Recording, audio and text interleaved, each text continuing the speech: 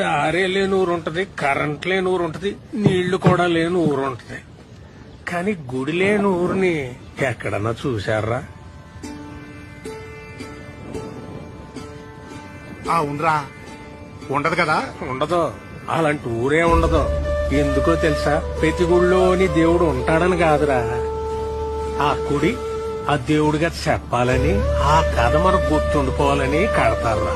మన రామాలయం సీతను కాపాడుకున్న రాముడు కథ కాదు చెప్పేది. అలాగైతే అది ప్రేమ కథ మాత్రమయ్యేది కదా. ఆహా, రాముడి సమస్య తనదనుకున్న హనుమంతుడి కథ. ధర్మం వైపు ఉన్న రాముడికి మేమున్నామని నిలబడ్డ వానరుల కథ. అధర్మంపై గెలవడానికి యుద్ధం చేసిన సైన్యం కథ అది.